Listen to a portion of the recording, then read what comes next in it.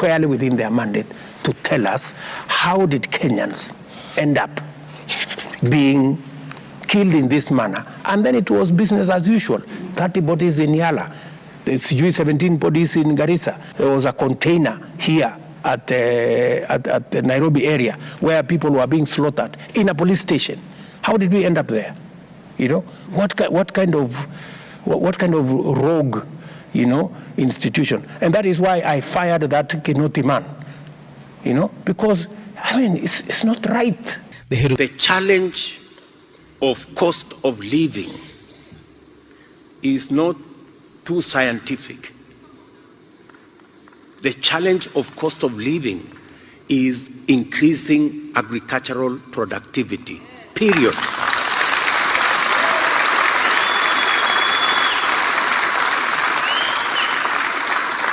This whole story about Ukraine and all this is a lost cause. We are all bearing the brunt of what that conflict portends for us. High food prices. We cannot access fertilizer. We cannot pay for fertilizer. Transport for commodities, cereals, fertilizer is all clogged up with the sanctions around it and with everything else that come with it. I commit to provide mothers of newborn babies with diapers for their children for a minimum of 3 months paid for by the government of Kenya.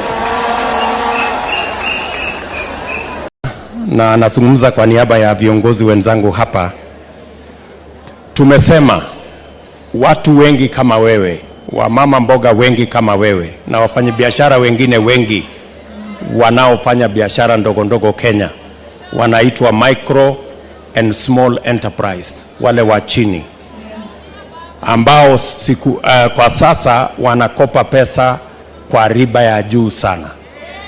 So tumesema establish, serikali ya Kenya itatengeneza hazina maalum inayoitwa Hustler Fund.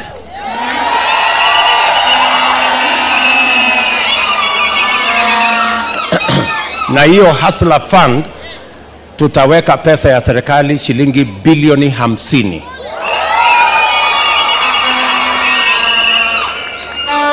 Na hiyo bilioni 50 tutawapatia wafanyabiashara kama wewe bila interest, without interest, bila hiyo interest ambayo umesema. Tumesema kabla ya Disemba mwaka huu, serikali hii ya Kenya Kwanza tutahakikisha kwamba kila Mkenya atakuwa na bima ya afya ya NHIF kabla ya Disemba mwaka huu. Every citizen.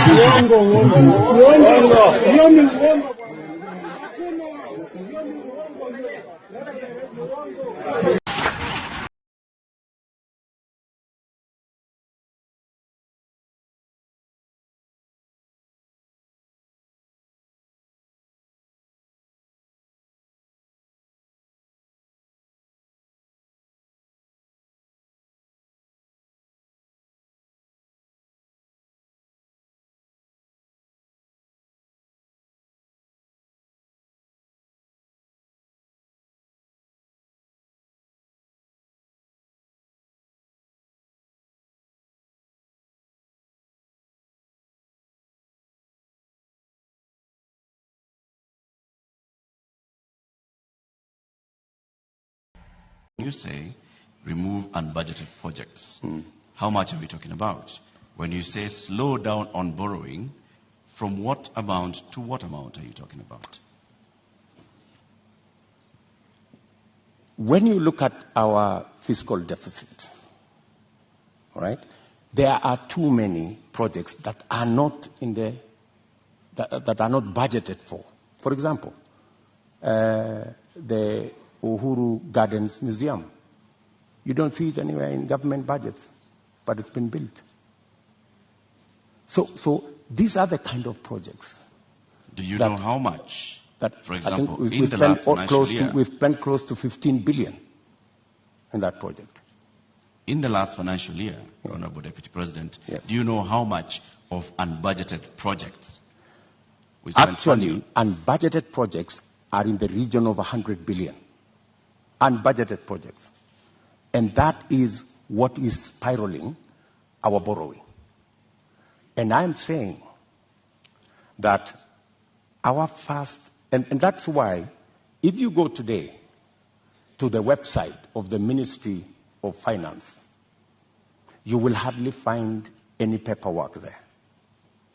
You will hardly find any, because there are too many projects that cannot be accounted for that are being done without a budget line.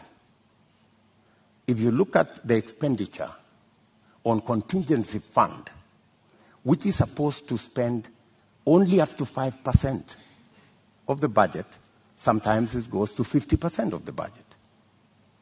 So that is where we need to apply the brakes. And we are saying clearly, we not only have a plan on slowing down on borrowing, we also have a plan on raising revenue in targeted areas. Areas that would give us much more resources to run our budget, number one, and two, to also manage our...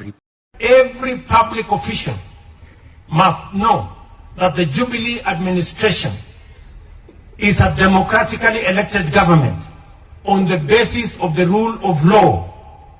The Constitution is not a book, it is the law. Court orders are not pieces of paper, it is the law. And therefore, we want every public servant to understand that the basis of our democracy and the basis of our nationhood is the respect for the rule of law. The slide to anarchy and confusion and impunity and dictatorship starts when we do not respect the rule of law. Every public servant will be held personally accountable if they do not respect the rule of law. There is nowhere in the Jubilee administration, the President, myself as Deputy President, or any part of this government does not believe in not respecting the rule of law.